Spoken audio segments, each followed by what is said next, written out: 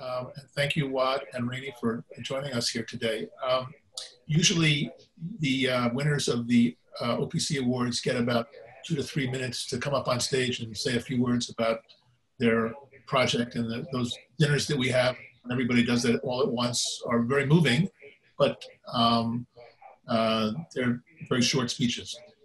Today, we have the opportunity to hear you at greater length to talk about your film and the process, how it got made, and we can have plenty of time to do that.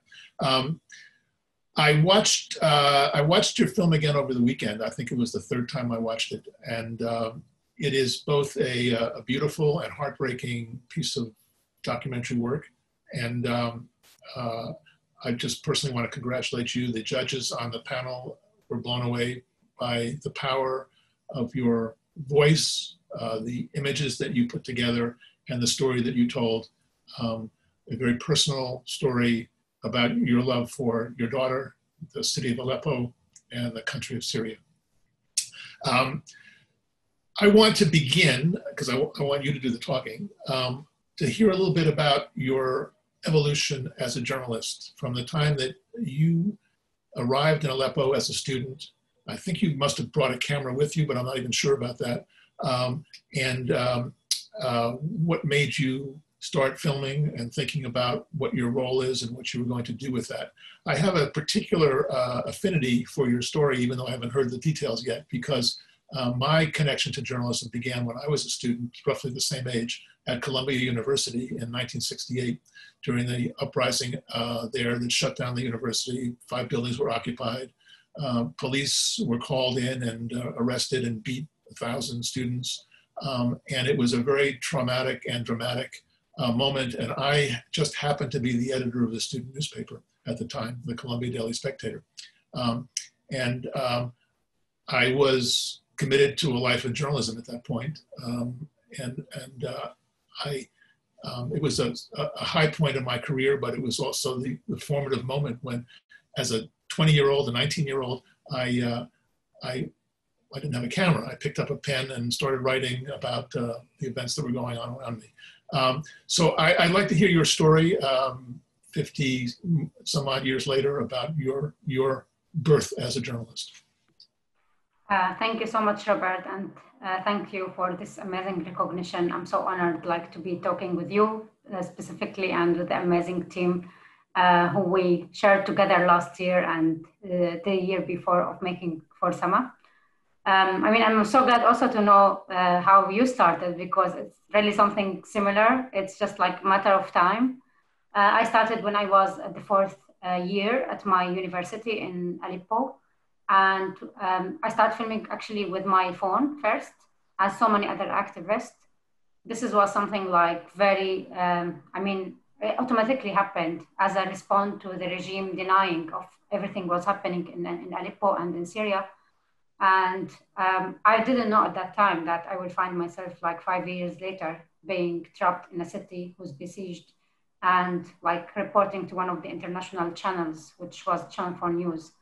But I know that, what I'm doing was something very important. And we know that maybe this is the only way for us to participate in the revolution and to be like part of that change, which is like, it's important for all of us, for our lives in Syria. And through these 5 years, I learned how to film, like from mobile phone to a small camera to bigger camera, until I got the 7D Canon in the last year in 2016. When did you hook up with Channel 4 or other journalists to share your work?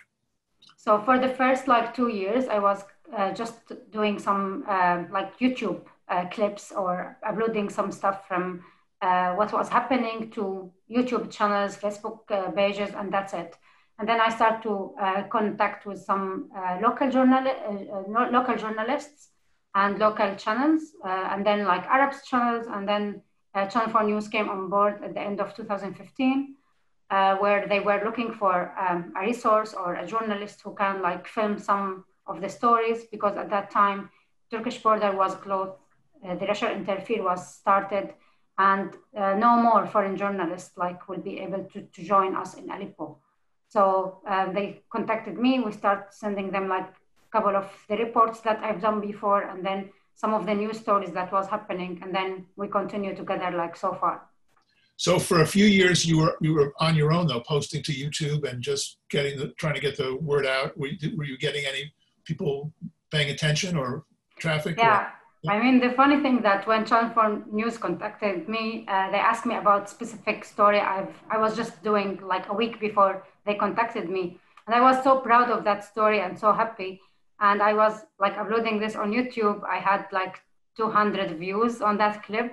And I was like, oh my God, 200 people saw my report. But then like a week after this, like I did the same story for Channel 4 News again, and it got like 1 million views after 1 week. Right. So I felt really how important is it to be connected with people who are outside, to like channels who really have like the whole world is watching. One thing that's not clear in your movie, which is not intended as a criticism by any means, but there's no sense of other journalists operating in Aleppo at the time. What you said at some point in 2015 the border was closed and they were kicked out, but were there other foreign journalists in the city before that? Yeah, I mean, since the revolution started, and we saw how the like channels and newspaper outside were really getting so much attention, like about the revolution, about what's happening. We met a couple of people who came like to Aleppo and to other cities. One of the journalists, which I mean, I'm sure you know, like Marie Colvin, who came to Homs, another city in Syria. I met in Aleppo James Foley, who was later like kidnapped by ISIS and then killed by ISIS. There's other like journalists who they were coming to report for CNN, for BBC. And we were meeting these people. These people were coming for like a couple of days, trying to get story as much as they can and report about our stories and about what's happening there. And I mean, that was so important, because also part of the important thing that they were doing, it's kind of like feedback to us, the local journalists. We were showing them this footage. They were like giving us some like tips how to make this better, or like sometimes they were helping us to build this connection with the channels outside. So at some point you traded in your iPhone for a camera, and then I noticed in the movie you show up with a Sony camera at one point. Yeah. But you taught yourself how to use that? Yeah, it's exactly not even iPhone. iPhone was like something very like professional. I didn't have iPhone. I was using Nokia something. Wow. So very even like, I mean, low level phone. But then like day by day, at the beginning, we weren't really caring about the details, like what frame is it and how quality is this or something. We were just like curious to capture the events and the things that was happening in our own eyes. And you can see also through the film how like my footage became like better and better. The ability to even like make good frames or something, like it's not even like professional, but I mean, at that time it was something very, very important for us.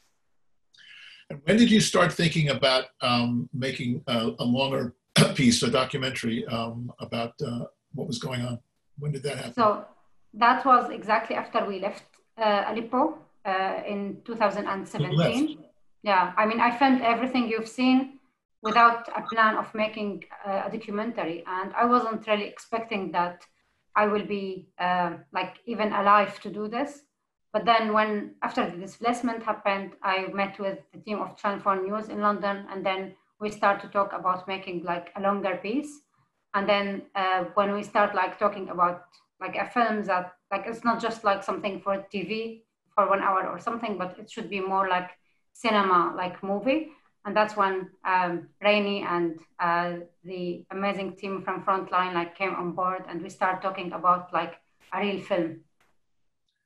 And all the 500 hours of footage that you shot, was all posted online, so you didn't have to worry about its safety or its...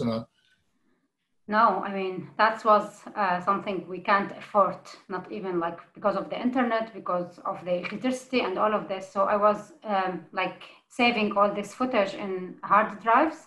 Oh. And these hard drives were like being kind of not even safe, because I mean, I remember the first time the team of Channel 4 News looked at my archive, and they were like kind of shocked about like that I don't have any backup for this. It's not been even organized. And like even the hard drives itself, it's looked like war battled like hard drives. So you took that with you when you left Aleppo?